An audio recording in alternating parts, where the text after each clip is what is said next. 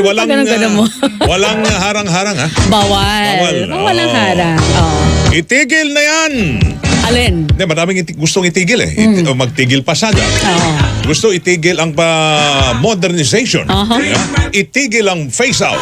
Pero mamayang hapon, Oo. magkakaroon daw ng dialogo si LTFRB Chairman Guadis sa Piston. Walang Pupuntahan sila doon sa lugar ng kanilang welga. Walang titigil dyan. Naman. Yan ho, ang maganda. Yan ang tuloy. Pag-usapan Dapat niyo ho, tuloy. mga kapuso.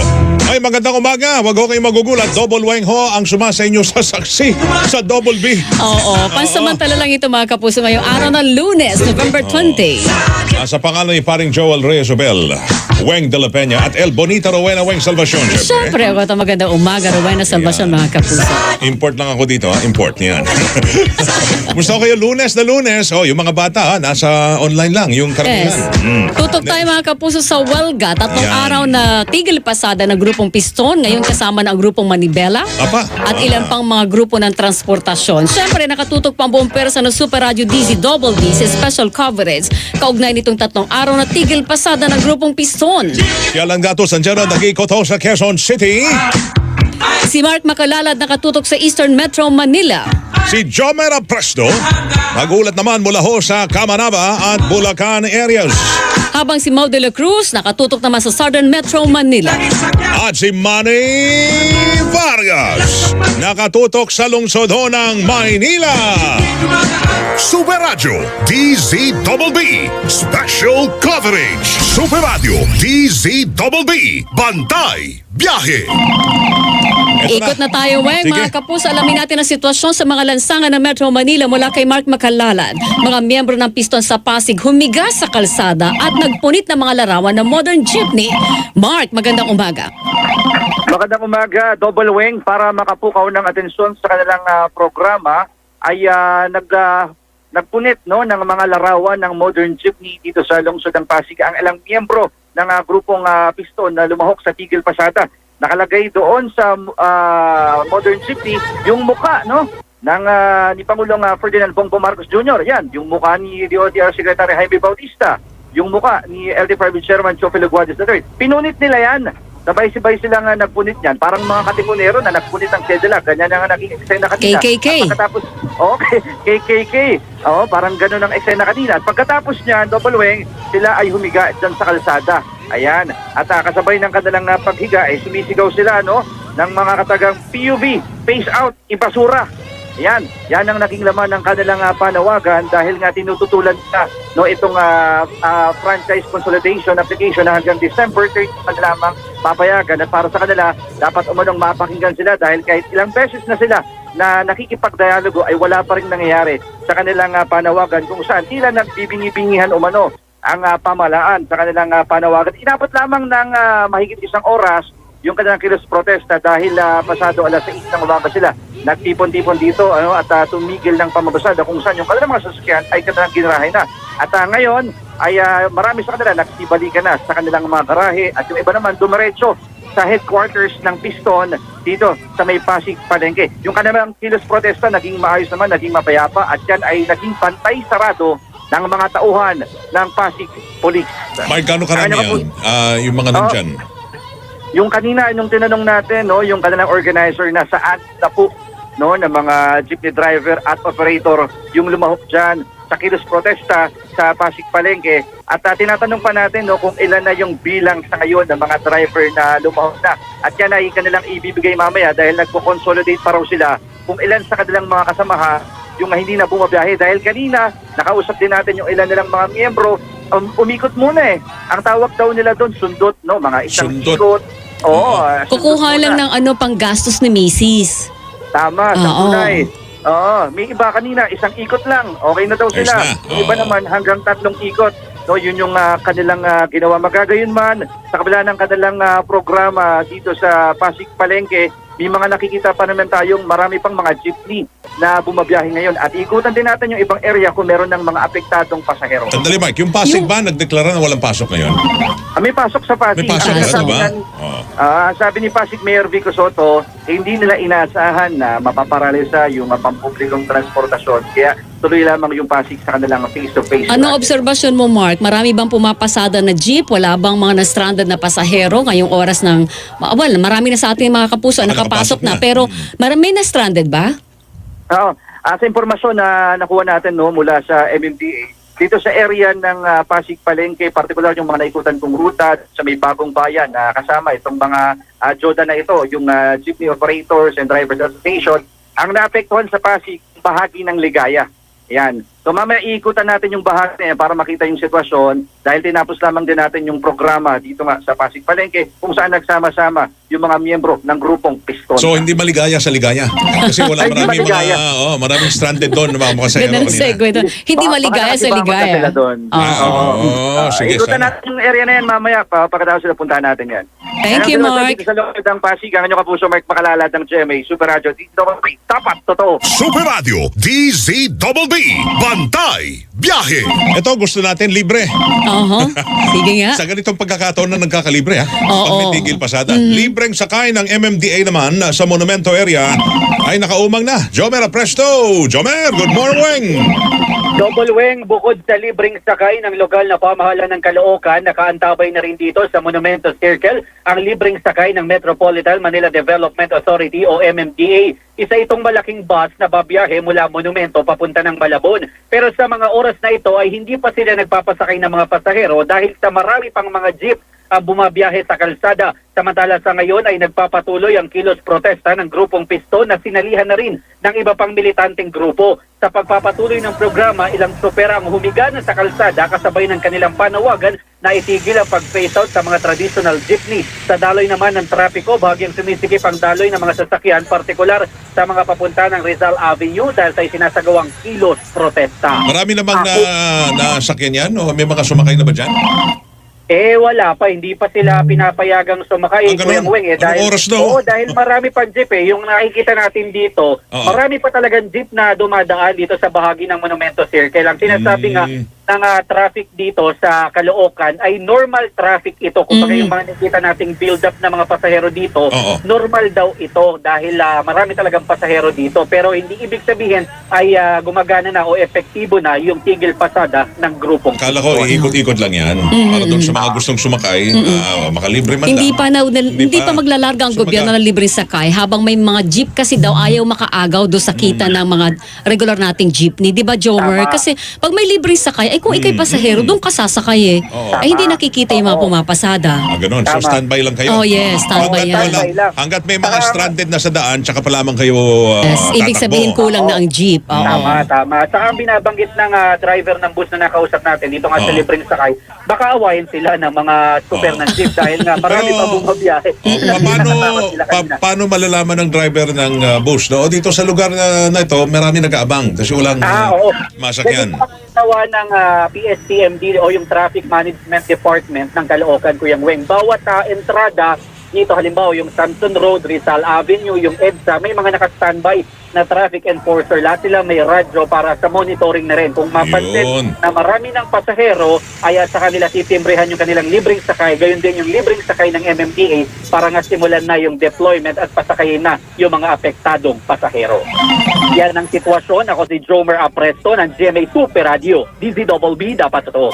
Super Radio DZBB Bantay Biyahe. Galing tayo ng Caloocan. Punta naman po tayo ng southern part ng Metro Manila. Nandun si Mau de la Cruz. Ilang bahagi ng Muntinlupa City may namamasada pa ring jeep. Ayan, magandang balita. Mau, good morning. Abay, ngayon magandang balita pero mamayang hapon masama na balita sapagkat mahigit siyam na pong jeepney driver na miyembro ng grupong pinagkaisang samahan ng mga tsuper at operators sa Nationwide o Piston sa Muntinlupa ang lumahok sa 3 araw na transport strike. 75 jeepney drivers na biyaheng Susana Pasita ang lumahok sa Tigil Pasada. Nagprograma ang grupo sa labas ng Alabang City Terminal sa Alabang Zapote Road. Kaya ngayon may masasakyan pa ang ating mga kababayan na jeep na biyaheng Alabang Carmona at Alabang Baclaran. Bukod sa local police, bantay sarado rin ng SWAT ang Muntinlupa City Police Station ang sitwasyon sa lugar. Wala namang untoward incident na naitala mga pulis sa inilunsad at tigil pasada ng grupong Piston. Nakahanda namang nga mag-deploy ng libreng sakay ang pamalang lungsod kung kailangan nga dagdagan ang mga bumabiyaheng public transportation, kasabay nga na ikinasang 3 araw na transport strike mula November 20 hanggang 22. Walang suspension ng face-to-face classes sa mga pampublikong paralan o trabaho sa government offices ngayong araw sa lungsod ng Muntinlupa. Ang inyong Anong oras yun mamaya? Anong oras yung magtitigil? Yung 59 na Susana, Pasina? Tumigil na yung siyam na putima, pero makikita mo ay tuloy-tuloy pa rin mga biyahe. Hinihikayat nila yung mga dumadaan, ano? Pero makikita Walang mo na... harangan walang harangan? Walang harangan. Bantay sarado sila ng pulis. May SWAT pa, kaya hindi sila pwede mangharang. Dahil din sila maalagad ng batas. Pero dito walang harangan. Nagpo-programa lamang sila at tawag rito yung jeep, tuloy-tuloy pa rin yung mga biyahe. Makikita mo lamang naiipon yung mga pasero kasi merong stoplight doon sa unahan eh. Kaya pag nag-go naman, tuloy-tuloy yung dating ng mga jeep at sumasakay yung mga pasero papunta naman sa Muntinlupa City. Wala silang hinahanap na wala yung ruta namin. Wala yung Wala. Meron, may jeep. kompleto lahat. Lahat ng ruta kompleto open. pa lahat. Ang yung problema open niyan, pa pag ngayon. tumigil lang ng biyahe mamaya lahat kasi wala nang maghahatid pa uwi. Yun na yun. Yung nga sinasabi nila, double wing, yung unang biyahe lamang, iikot sila, yung balik, wala na. Ay, nako. Yun ang problema dyan. Pero nakaabang naman, ito mga sasakyan ng lokal na pamahalaan, ano, yung gagawin nilang libre sakay dito naman sa lungsod ng Muntinlupa. Amin yung kapuso, Mau de la Cruz, GMA Super Radio, DZBB, dapat totoo. Super Radio DZBB. Bantay Biyahe. Opo, bantay tayo. Buong pwersa ng Super Radio DZBB. Special coverage tayo ngayong Lunes, 20 ng Nobyembre, mga kapuso. 3 araw to, natigil pasada. Hanggang November 22. Grupong Piston hanggang Miyerkules, partner. Ito, ilang ruta naman ng jeep sa Maynila, binabantayan ng pamahalang panlunsod. Manny Bakit? Vargas. Manny. Nakakalat na nga libreng sakay ng Manila Local Government Unit para sa mapektado ng tigil pasada ng grupong Piston. Ayon kay Wilson Chan, ang Deputy for Operations ng Manila Traffic and Parking Bureau, kasama sa mga binabantayan nila ay ang boundary ng Makati, Manila, Santa Mesa area at ang kahabaan ng Espanya Boulevard. Ito yung patungo na lungsod ng Quezon. Dahil nga sa ulat na sumama na rin ang Manibela sa tigil pasada, kasama na rin sa tinututukan ng DRRMO ang San Andres, Leon Ginto at ang Padre Faura na pupuntahan namin para alamin kung may mga biyahe pa ba. Pero sa ngayon, sa monitoring ng Manila Disaster Reduction and Management Office, may mga jeepney pa rin pumapasada. Kasama na yung mga nakikita natin ngayon dito sa magkabilang direksyon ng Taft Avenue, A. Mabini at Del Pilar na patungong Pasay area, Quezon City, Caloocan at Divisoria. At dahil nga rin sa maraming mga sumasakay o maraming mga nakasakyan pa mga jeepney at may libreng sakay na iniaalok ang lungsod ng Maynila kasama na ang Manila Police District, wala pang plano at rekomendasyon ang iba't ibang tanggapan ng Manila Local Government Unit na magdeklara at irekomenda ang pagdeklara ng suspensyon ng klase sa elementarya at high school dito sa lungsod ng Maynila. Sa katunayan ay tuloy-tuloy nga yung pagpasada ng mga jeepney at marami sa kanila ang medyo maluwag o konti na lamang ang mga sakay na pasahero. Sa Maynila, online lang ba o talagang face-to-face ang mga pasok? Yung mga pampublikong para lang elementary at high school, face-to-face. Hindi kasi nagsuspende.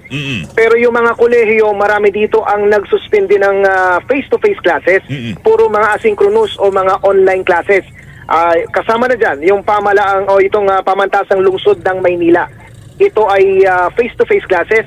Yung mga paaralan at universidad dito sa Intramuros area, itong De La Salle University at iba pa ay pawang mga asynchronous o online classes. Oo. Pero may nakikita tayo na mga estudyante dito naman sa bahagi nitong halimbawa nitong Arroyo High School, ito may pasok na hindi kinansila para sa araw na ito dahil nga sa may nakanda na mga masasakyan ang lokal na gobyerno ng Maynila. Bukod pa sa napakaraming jeep ngayon, kung saan nga naglulusutan yung nakikita natin mga So jeep. hindi pa ramdam yung welga dyan sa Maynila? O dyan sa lugar mo? Patungo ng Makati. Sa Makati. Alright. Doon medyo may epekto na kaya doon sila nagpadala ng mga Libreng sakay. doon sila nagpadala ng libreng sakay na para naman siguro makukuha yung mga pasaherong apektado ng mga tumigil na babiyahe patungo ng Guadalupe. Yan yung na-interview natin kanina o unang napwestuhan natin sa may bahagi ng Agoncillo. Sila kasi yung ruta na patungo ng Guadalupe, yung papunta ng tulay ng JP Rizal dyan sa lungsod ng Makati. So yun muna pinakuling sitwasyon sa bahagi ito ng lungsod Maynila. Ako si Manny Vargas ng GMA Super Radio DCWB. Dapat totoo. Super Radio DZBB Special Coverage. Super Radio DZBB Bantay Biyahe. Kung kayo po ay nasa Quezon City, may libreng sakay kapag kinailangan na. May libreng sakay po ng pamahalang lungsod ng Quezon, nakaantabay na. Detalye Alan Gatus. Maliban dun sa talagang programa ng Quezon City na may libre talagang sakay dito sa Quezon City, yung kanilang QC bus, mayroon pang mga inilabas na mga additional na mga sasakyan ang pamahalang lungsod ng Quezon para makatulong kung sakasakali man dun sa mga mai-stranded na mga pasahero na papasok pa sa kanilang mga trabaho. Maliban kasi sa mga bus na inilabas ng pamahalang lungsod ng Quezon mula sa General Services Department, ay meron ding mga e-trike na inilabas ang Department of Public Order and Safety o DPOS para nang sa ganoon ay makatulong sa mga pasahero na posible na ma-stranded dahil na rin sa sinasagawa na 3 araw na tigil pasada ng grupong Piston. Pero batay sa monitoring ng DPOS at ng pamahalang lungsod ay nananatili pang normal ang sitwasyon sa mga pangunahing kalsada na dinadaanan ng mga pampublikong sasakyan dito sa lungsod. Wala pang namomonitor na masyadong nagkakaroon ng mga stranded na mga pasahero, lalo pat maraming mga pampublikong sasakyan ang patuloy na bubibiyahe hanggang sa mga oras na ito. Alan, saan nakasentro yung mga libreng sakay? Saan dumadaan? Oo, tsaka saan nila nakikita, no? Yung libreng sakay, kasi ang mismo ng Quezon City, meron silang mga libreng sakay simulat sa pool, panahon ng pandemya, hindi naman nawala yan.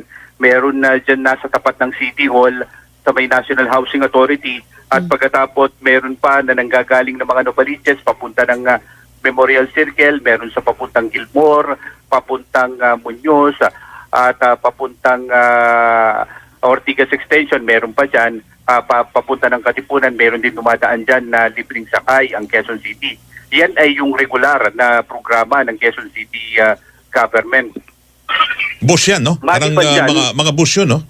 Mga bus yun, mga malalaking bus nakita ko yun. yun eh. Regular buses yan, At maliban dyan, naglabas pa ng mga karagdagan ng mga sasakyan ng pamahalang lungsod para makatulong kung sakasakali man na talagang magkaroon ng mga stranded na mga pasahero. Ultimo pati mga e-trike Yun, nakita ko. Quezon.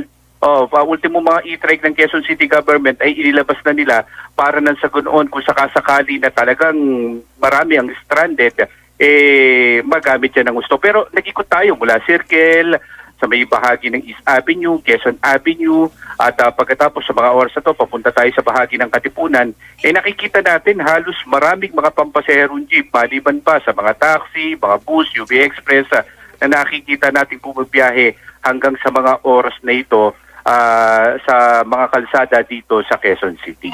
Ako sa Alan Gatus ng GMA Super Radio DCWB. Dapat ito. Super Radio DZBB Bantay Biyahe.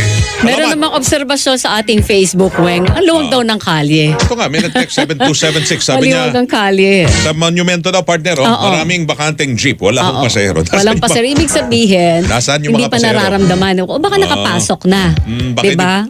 Hindi, kasi yung iba, online. Oo. Online lang. Yes, Wala isa pa masyado. yun. Marami nag-work from home. Yan. Oo. Tapos meron silang mga comment dito na ang tagal-tagal na raw po ng modernization, pero nauurong kasi kontra Marami ng kumukontra. kontra. So, Oo. kailangan talagang pag-usapan pa ito.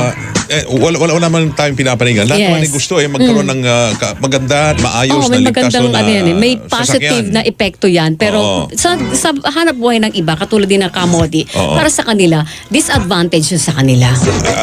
Tingin nga nila ay parang massacre sa kanilang kabuhayan yan. Oo. Yun yung mga nakasulat sa kanilang yung mga poster nila, hawak-hawak ko nila doon. Dahil yung isa sa mga surrender mo, John, yung prangkisa mismo. Yes. Kasi kailangan isang buong franchise na lang maibibigay sa kooperatiba ninyo. Makikihati ho sila sa korporasyon na binuo ng grupo ho ninyo. Correct. So, hindi na ho sa inyo yon solo. Hindi na. Yung iniingat-ingatan ng lolo ho ninyo na ipinasa naman sa tatay ho ninyo na super din ng jeep. Hindi na inyo yun. Yun Magiging lang incorporator ka na lang doon sa korporasyon. Diba? Kung sakali. Mawawala ho yun. Correct. Diba? Yun lang ang tanging yaman ng mga Saan super. kinatatakot nila doon, Weng, mga kapuso? Yung araw-araw na inuuwing kita, hindi ganun ang magiging sitwasyon sa kanila. hindi. Oo. At the end of the day, pumasada ka, Oo. hindi mo alam kung may mauwi kang pangbili ng bigas kay misis mo, pang baon ng anak mo kinabukasan. Kasi kailangan mong magtabi Yes. para ho sa babayaran yung buwan-buwan. Correct ka dyan. Para ho sa bagong modern at milyones ang halaga. 3 milyon na raw ang isa ngayon, Three no? na? Yes. Naku, 2 Sabi yun, million. sabi ni Nakamodi yun, Grabe, Sabado no? interview Oo. natin. Alright. Sandali, babalik ko kami at tuloy ho tayo sa ating special coverage ngayong araw na ito. Simula ngayong araw hanggang Miyerkules 22. ito. Oo. Yung 3 araw na tigil pasada. Babalik tayo at sa pagbabalik natin ang makakausap natin, Piston. Sige. Yes, si Kamodi mismo. Yan. Ang oras ho natin, el ora na. El Ora. Alas 8:24 ng umaga. Radyo na. TV pa. Ortasiya na. Disiplina pa. Number 1! Hindi natin tatantanan ang mga balita at mga komentaryo sa programang Saksi sa Double B.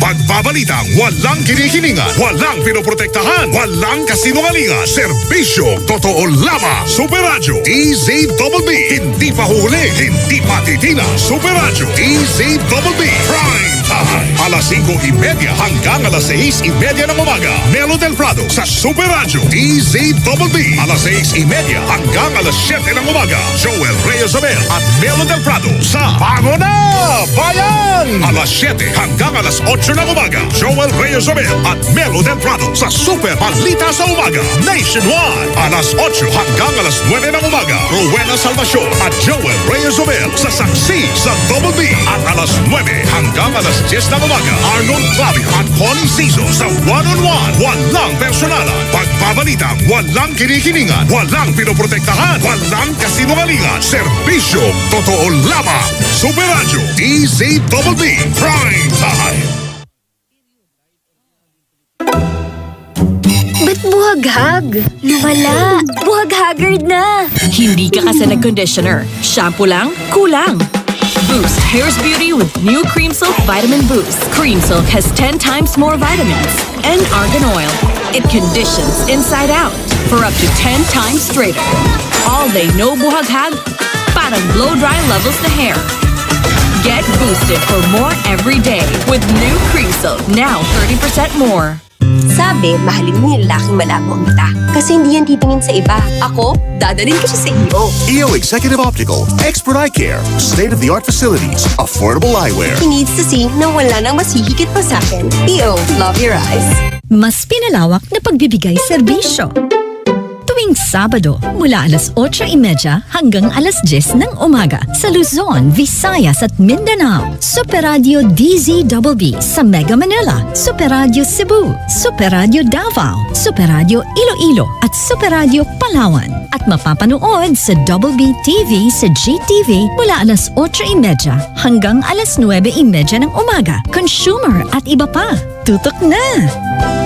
First day taping! Pero may last day ng buhok. Sunsilk with Active Infusion. A blend of oils, vitamins, and proteins para all-day smoothing hair na may bangong nakakagigil. Walang makakapigil. Action! Sunsilk with Active Infusion. You're watching Double B TV on GTV.